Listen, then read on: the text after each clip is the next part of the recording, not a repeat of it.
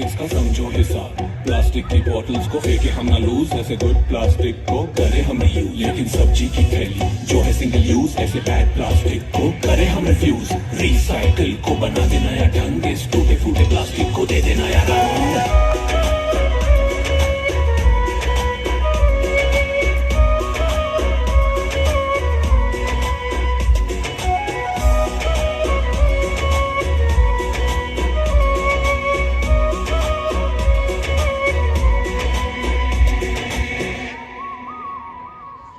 खुदा ने तुझको क्यों इतना खूब बनाया है, जहाँ की कर हिफाजत इसलिए बनाया है।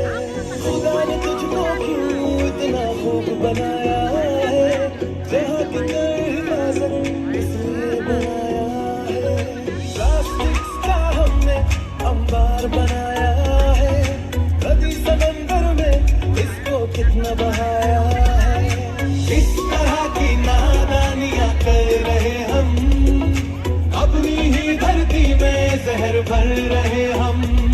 अब भी है वक्त संभल लेना तो फंस जाएंगे, इस प्लास्टिक के दलदल में हम फंस जाएंगे।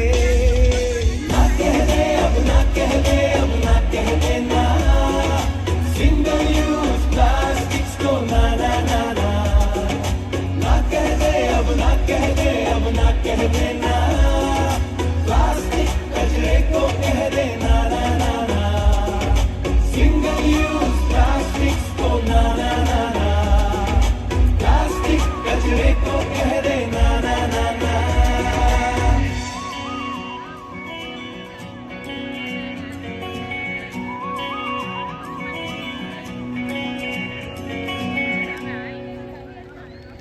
तो देखा आपने कि खतरा किस तरह से बढ़ गया है।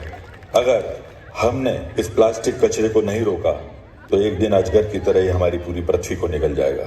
और आपको ये बात याद रखनी है कि क्या गुड प्लास्टिक है क्या बैड।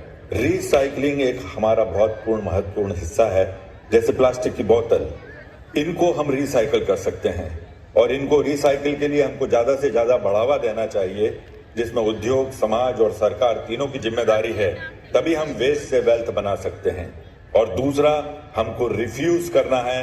जैसे पतली पतली जो सब्जी की थैलियां होती हैं, पतले गिलास होते हैं, अगर आज भी हम नहीं संभले तो बहुत देर हो जाएगी।